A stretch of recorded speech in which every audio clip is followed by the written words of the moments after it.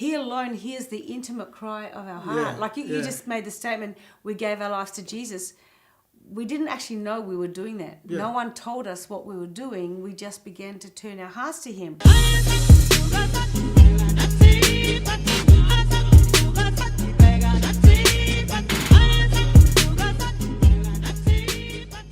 Here we are again. Welcome to the lounge room. Great to have you here with us again. Haven't done it for a couple of weeks. Been a little bit flat out with all sorts of things, being tested for COVID and you name it. But everything's good. It's all good. But we just wanted to bring you something today that's probably a little bit different. We're actually going to use what we did on Sunday at our church service. It was a really simple discussion that Bram and I had together. It was very similar to what we do in the lounge room when we bring you those segments. And it was really precious because we just talked about how to really cry out to God. And I think at this moment in history right now, this is something really pertinent to every single human being. And it's very challenging times, as we know, that we're all facing. And so this is something that I think the thing that we speak about, I think you're going to find it really encouraging. Now, I want to encourage you though, make sure you get to the end. Even if you have to fast forward, don't miss out on the song at the end. It is amazing, it is incredible, and I know it will touch your heart. Listen to it and just soak it in and sing it out, build it out with all your voice. It's going to be a blessing, all right? So have fun, welcome to our lounge room, and we'll see you again next week. So let's get into the word this morning. What we're going to do is Bram and I are going to speak together actually. We just wanted to really discuss the subject that we're going to talk about today. I think it's going to be really beautiful, and Bram and I kind of want to interact a little bit and talk like we do in our little lounge room series. Interact, interrupt, interject. all of the above. But we really want to talk about Psalm 61, which is actually the psalm that we sang earlier, the last song of worship, and it's the most incredible psalm and has the most amazing truths in it, and I think it's so perfect for right now, isn't it, Bram? Absolutely. For this season that we're all in, the unsurety, and I know we say this every week, but it's the reality, guys. It's a very uncertain, unsure, unstable time and season, not just for Melburnians, not just for Australians, but for the world. And we don't know what's going to happen next year. We don't know what's going to happen in 6 months. We don't know what's going to happen in 2 months. So I think it's an awesome moment to really meditate on some of these words in this particular psalm, but even in so many of the other psalms. They're just absolutely incredible. So I'm going to read the first 4 verses. The whole psalm is actually comprised of 8 verses, but we'll try and get through talking about the first 4. We won't go for too long today. If we don't get through it all, we can pick it up next week or another time. But the main thing is to get the truths across. And so I'll read the first 4 verses. And let's just open up to Psalm 61, verses 1 to 4. And this is what it says. Hear my cry. Excuse me, Bram, I'll just bring this forward a bit. Yep. Hear my cry, O God.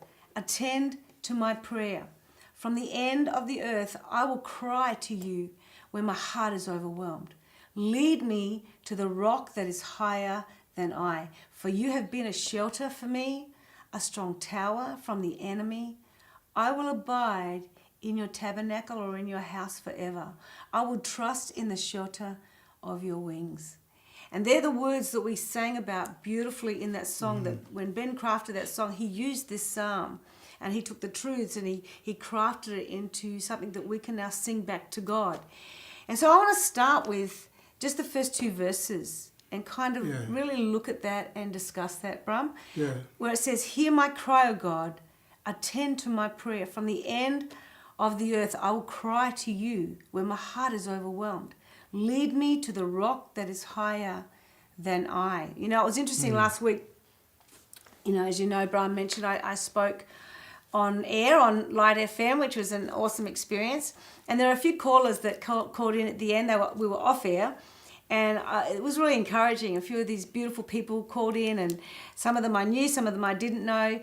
And they were so touched and so encouraged by what I had said. And one particular lady said she really loved it. It was really relevant to her, and she was a believer. But she said, Dianne, you mentioned at the end, you know, just cry out to God, but you didn't actually lead. What if there are people that were listening who aren't believers yet? you didn't lead them in prayer to do that, to cry out to God, to explain that to them. And because all I did was actually, I prayed for everyone at the end. And after thanking her for her feedback, I thought, that's really thoughtful of you. You're thinking of other people. Thank you. But it really made me think about my own journey and how I probably look at things a little bit differently to even the perspective that precious lady had. You know, Bram and I were never actually led in a formal prayer. No, we were never led into a formal prayer. A typical sinner's prayer type of thing. A typical sinner's prayer, as people say. Yeah. And so technically, we've never said it, right? That's right. But instead, this is what actually happened. Something more important happened in my heart. I'll speak from my point of view, but I think it's probably the same for Bram. Because in the end, something came out as a cry from my heart, and it was way more substantial than just me following some prayer and saying the words out of my mouth. Because the very circumstances in our lives at that time, in March, April 1979, brought us both on a journey of discovering God. It sort of brought us that whole journey to a head. Yeah. And just like David in this psalm, I learned this truth. I think what's beautiful about reading Psalms, okay, scholars have divided Psalms into different categories, and probably the majority of Psalms is distress Psalms. They say like that, and this is one of them. Yeah.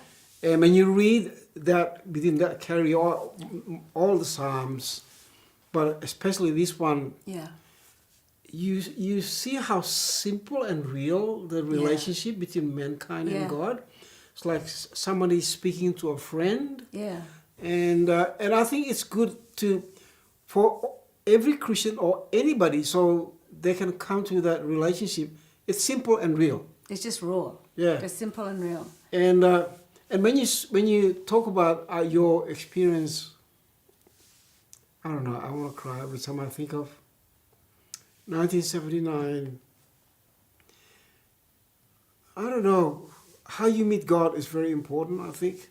Yeah, I agree. And I remember you and I, we weren't in part of any church. We were just living our own life. Far from it. But we came to know Jesus, and now I was brought up in a Dutch Reformed church, and we were very theological in our approach on everything.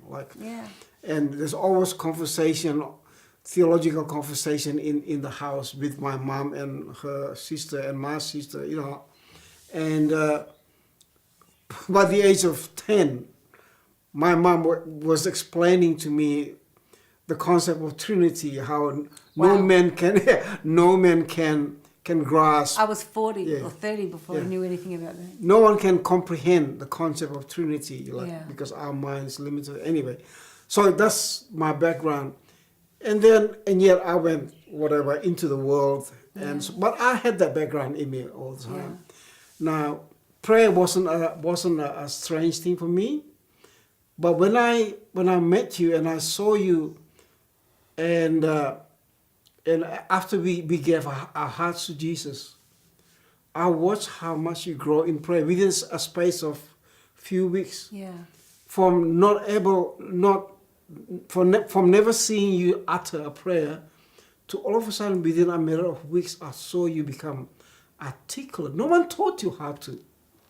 You just become articulate in your prayer, and it was so, and it was in a way inspiring. I thought, wow. And because your relationship was becoming more and more real. I mean, it was just beautiful. Oh, it was like, well, sorry, we're sort of like, no. That's awesome. We stray a bit, but yeah. But that's the whole point, though. You know, it's like David. I learned the truth that God is listening, and that He alone hears the intimate cry of our heart. Yeah, like you just made the statement, we gave our lives to Jesus.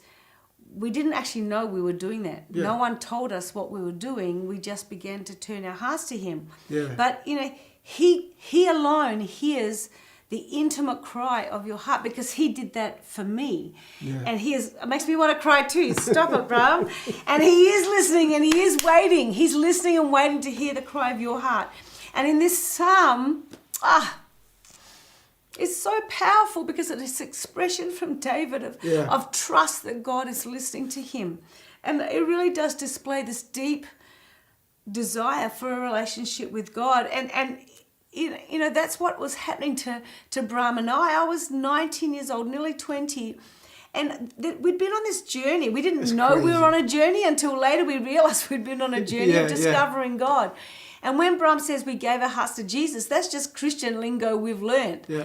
But to be honest, we just began to pray. In fact, it was Bram who prayed out loud. And I'll tell you that story in a second. But but remember when we got introduced to an Anglican missionary that was ministering in Bandung, remember? Yeah.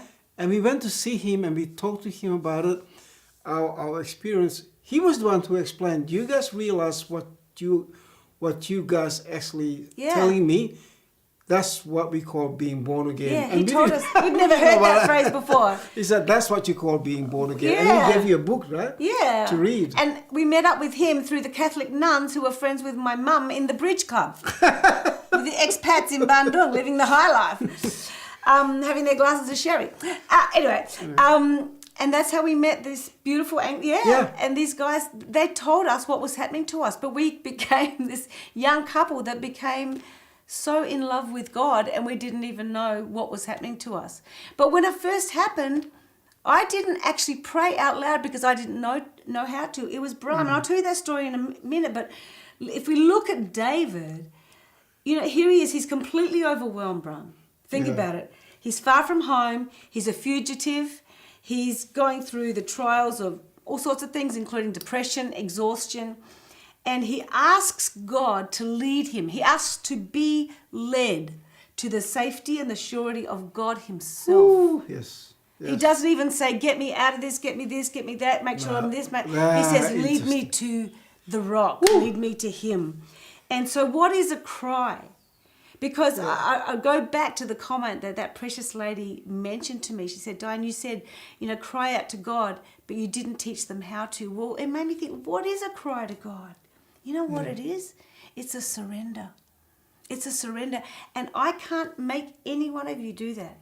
Bram couldn't make me do that. I can't make Bram do that. I can lead you to that place and teach you, but in the end, that has to come out of your heart and your heart alone. But he didn't ask God for anything except to be safe in him. And he knew that he was listening. It's as if David threw himself at God's mercy. That's right. And that's right. He asked God for God himself. That's it. He asked God for God himself. Because what does he say? He says, lead me to the rock that is higher than I. So in his cry, Bram, it was like there was an acknowledgement of God's power, God's might, and who God is.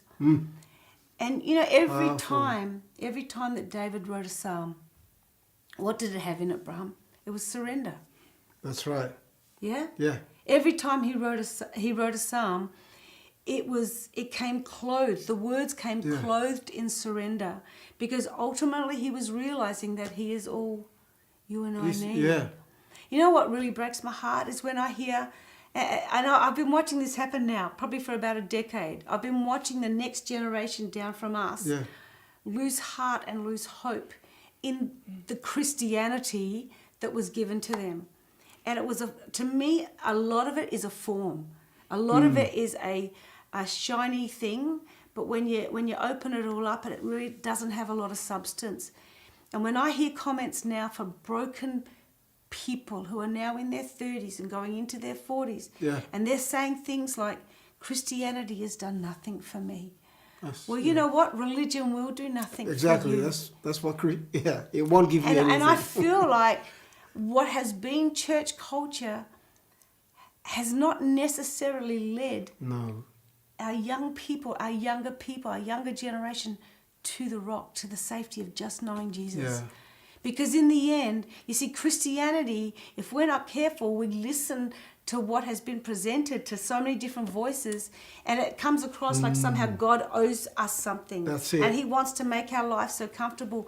But you see, we see in the Psalms that that's not how to have a magnificent, beautiful, pure relationship with God. You know, David, this is a bit of background. He was a total sinner. He was an adulterer. He was a murderer. He did so many things. And yet he threw himself at the mercies of God. He runs to God, And I remember just the story of David. Like, when you look at the journey, just like many of us, like you said, you mentioned some of the things, bad things that he did. Yeah. So he's not a perfect man, but at any given point, God is the one he runs to. Every single time. I just want to recall the story when the situation when he did something. After becoming king, he became cocky. So he decided he told his chief army, he said, go and do a census and count the armies. So he started to rely on his own strength. And then anyway, the result of that was judgment of God. And God's prophet came to him and pretty much gave him the option, okay, David, I'm going to judge you. I'm going to punish you. Yeah. Choose 3 years of famine, or 3 months running away from your enemies, or 3 days of pestilence. And David didn't go specifically to those choices. He just said, I love this. He said, I'd rather fall into the hands of God than the hands of man. It was like, even in the moment of judgment, he ran to God.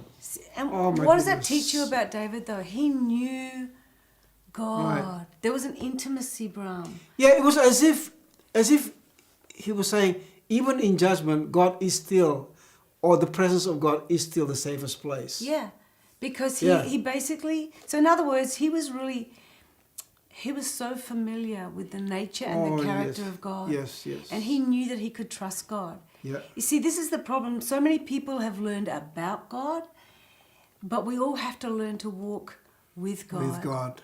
We have to learn to walk with God. And so often every single one of us as human beings, we have a cry in our hearts, especially now. But on any day of the week, on any year, there is a cry in a human being's heart for whatever need it may be, a loud cry or a small cry. And often there are things that come out in our lives, in our dysfunctional behavior, whether it be through anger, whether it be through demeaning words, whether it's through abuse, whether it's through rejection, fear, substance abuse, even false beliefs. If we don't take our cry to God, then there's no ability to have that intimacy with God. And I think this is the problem with so many, even people, many of us who call ourselves Christians, we don't really know how to take the cry of our heart to God. That's right. And because sometimes I think there's a lack of trust, but it all starts with intimacy of heart and letting him into those deep areas, because we can trust him. You guys, you can trust him with your greatest vulnerabilities. That's what I learned from this psalm. That's what I've learned in my own life. I don't run from God, I run to God. So David's words reveal that he believed in the character of God, I reckon. And he believed in the superiority of God. Awesome. A couple of weeks ago I mentioned Noah. And I said how Noah built something really significant that actually saved a generation. And I believe I might have made the comment that what started with one word from God to Noah actually mobilized an entire generation from destruction to salvation. So in other words, you can almost say that and summarize it that he heard God when it mattered most. But you have to ask the question, how do you hear God when it matters most? Well, the key with Noah, if you look at Genesis 6 verse 9, it says Noah was a righteous man, blameless in his time, and Noah walked with God. See, there it is. There's that intimacy once again. And basically almost saying, well, God, you're my only safe place, and my aim is just to be with you. See, I believe that this is very confronting for every single one of us, because we can know so much about God. We think we've got our doctrines all in place. I can push that button, this will happen. I can pull that lever, that will happen. I can believe this, quote that, confess this. But you know what? It's got nothing to do with that. It's all got to do with the intimacy that we have in our hearts with God. And David's life is on display for you and I to be able to see that. So I would have to conclude, when you read through the Bible, that every great man or woman of God acknowledged that God had to be and was their only sanctuary, Yeah. and was their only safe That's place. right. Even in Hebrews 11, when you read about the people who died believing, they still hadn't seen the fulfillment of what they were believing for. Still believing. But they still believed because they trusted in Yeah, the yeah. sanctuary of God. And they all had intimate heart relationships with That's right. God. Yeah. And because of trust, Bram. That's it. That's it. Because of letting go and believing in his character. And I think there's that amazing scripture in Hebrews 11 verse 6. Yeah. In fact, you quoted this to me the other day on the phone when he and I were talking about this. And he reminded me because, he said, without faith it is impossible to please God. For he who comes to God, in other words, when we approach God, we must believe that he is. Well, first of all, that he exists, but also that he is a rewarder of those who diligently seek him. That's interesting because especially in this generation, we must understand everything. It doesn't say he who comes to God must understand. No, actually, he said he who comes to God must believe. Yeah. It's almost like as you believe, understanding comes after that, but first you have to believe. Yeah. But it's also trusting in his character, Yeah. trusting him with the greatest vulnerabilities of our hearts. And that's a big thing to do. Yeah. And yet that's the song that we just sang before God this morning. And the last phrase of verse 2 is so powerful. Lead me to the rock that is higher than I. And what I can conclude out of that is that you need to run to him, not from him. That's right. You and I need to run to God, not from God in our darkest moments, because he is higher Yes. than us in wisdom, and he's more secure than any human being. yes. Even this man here, I love him with all my heart. We're partners in absolutely everything we do, and yet I know that I have to put my trust That's it. in God, that he alone knows everything. He alone is the greatest security. We have moments where our hearts fail us, where we feel overwhelmed, just like the That's Psalm right. says. But, David believed in the solidness of God, Bram. Yes. And, that is how we got saved. Yeah. That's what we were referring to before. We had the choice. Do we go to a witch doctor to find out where our stolen, whatever it was, what was it, a tape recorder? Cassette players. Cassette players. Hey, in 1979, that was amazing. We just Yeah. bought a really expensive one from Singapore, and we thought we were really up with it all. And but someone stole it in the first week of us having it, which was pretty, crazy back then in Jakarta in 1979. So we were on our way out the door to go to a witch doctor, which sounds crazy, doesn't it? But that's what we did. That's what we were doing. Yeah. We'd been going to witch doctors, automatic handwriters, palm readers, the whole lot. Yeah. That's this journey that we'd been going on for about a year or so. Yeah. And right at that moment, Bram stopped us in the doorway as we were walking out. He said, "No, we're not going to do that." And we actually came back into the room, and I'll never forget it. We sat down on the bed, and Bram prayed out loud. I didn't even pray out loud. And the way he prayed? Do you remember how you prayed? You basically said, "Sorry, we didn't trust you." Yeah. Yeah. He remembered the teachings of his childhood. And he says, "Sorry, Lord, that we didn't trust you." And crazy, he chose Jesus. He said, "We choose you." Yeah. That was looking back, that was the moment. Things changed Yeah. for Bram and I. And he gave the whole thing to God. And he said, "Lord, we choose your outcome." And you know what? We never found the tape recorder. It never came back. But something transformed in our hearts right then. Yeah. Because my heart was turned to God. My heart cried out to God. My heart surrendered and submitted, which I believe is what a cry really is.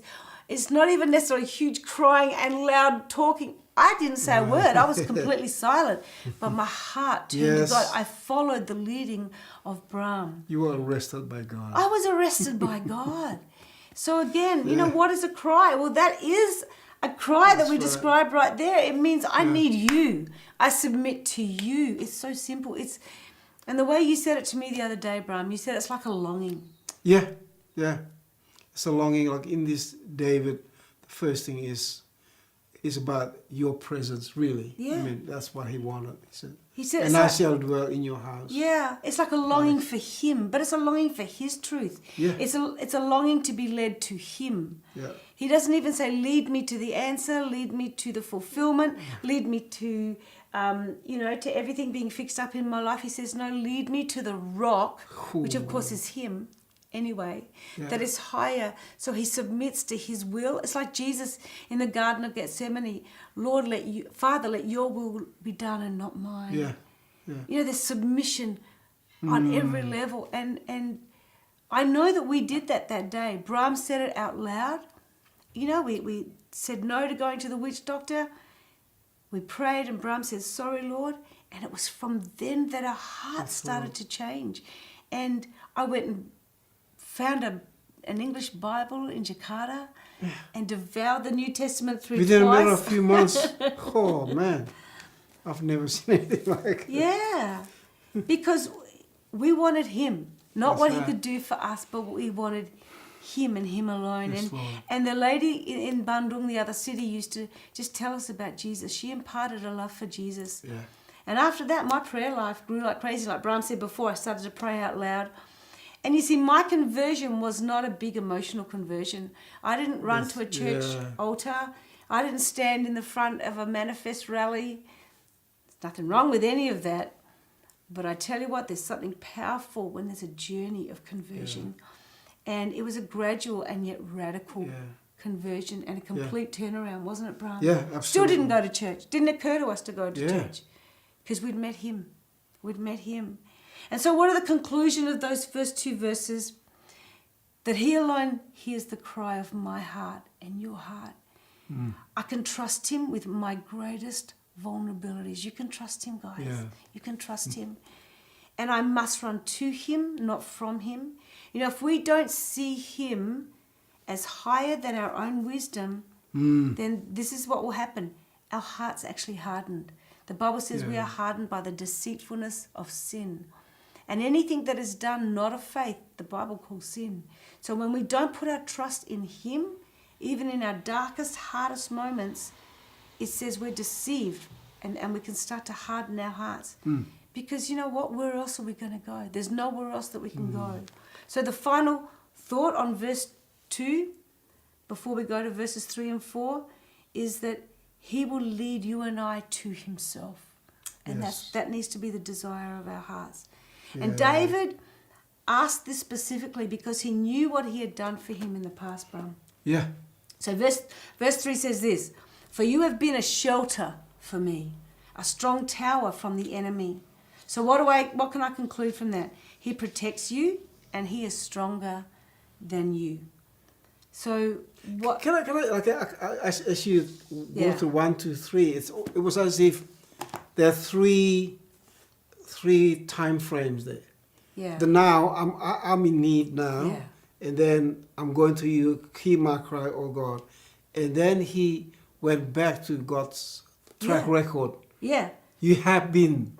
You have been, exactly. And then out of that, it produced hope, and I will. Yeah. We haven't got to verse 4 yet. Wait, he's getting ahead. He's getting ahead. It's exciting. It is exciting. Yeah. See, so it's like exactly what Bram just said. David starts to draw from the knowledge of God's track record. I love how Bram says that. He's protective of me. He's done this before for me.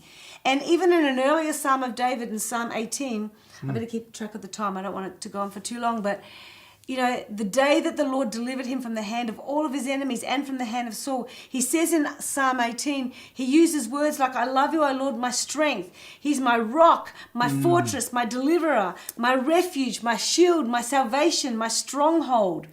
These are all the words that he uses to describe the nature and the characteristics that he has proven. These aren't just poetic words. He has proven this time and time again. And can I say, after 41 years of walking with God, we would have to say we have proven exactly the same thing. So like in verse, in verse 3 of that psalm, in Psalm 18, he says, I call upon the Lord who is worthy to be praised. And we would do the same. So David is familiar with and has proven the attributes of God. So now that means that David can now safely say in verse 4, because, he knows God, and he knows what it's like to have clung to God. Awesome. And so in verse 4, the last verse, it says this: I will abide or dwell in your tabernacle forever. I will trust in the shelter of your wings. So what's the last thing? He nestles you safely in his presence. This becomes very intimate now. Yeah. And so I want you to take note, just as we prepare to close, note the things that God is to David. He's a rock. He's a shelter. He's a strong tower. He's a tabernacle. He's the wings of God. And in verse 8, you can read it later, he is also a name that he goes into for shelter. It's increasingly personal terms. I read this in a Bible commentary, and I'll read it out, what I read. It says he goes from the aloof ruggedness of that high, steep, rocky cliff or jutting out piece of rock face of verse 2. Like, imagine that, picture that, this strong cliff and this strong rock face with a jutting out piece of rock that he wants to be led to. And it gives place to the purpose-built tower of verse 3. And then in turn it moves to the hospitality, I love the phrasing here, of the frail tent with its implication of safety among friends in verse 4. And then finally, the affectionate parental shelter symbolized by the wings. Woo! Woo! This is against all appearances of evil that's going on around him. This is the best security of all, guys. And the times that we're living in now, he is the best security of all. And I love how, it ranges. The dynamics of the relationship of David is so evident there. He says things like, don't cast me away from your presence. He knows what it is to be in the presence of God. He says things like in other Psalms, one thing I have desired is just to be in his presence. Yeah. And guys, this is what we need right now. Yeah. So I want us to pray right now. And I'm going to actually ask the worship team to begin to prepare to sing that song again. And we're going to sing Lead Me to the Rock. And as I begin to pray, I want you just to open up your hearts. And then we're just going to end with this song and just worship God and really start to focus on what God has for you and I. So let's just pray right now, and let's allow the heart and the mercy of God to lead us, okay? Father, in the name of Jesus, I just thank you, Lord, that you are watching over us, God. That your care for us is there, Lord Jesus. Every situation we face right now, Lord, you are in control. And we surrender to you. We surrender to you. We surrender to your nature and your purpose. In Jesus' name. Amen. Thank you, Jesus. I trust you. Yes, Lord. Hear my cry, oh God, until my prayer attends.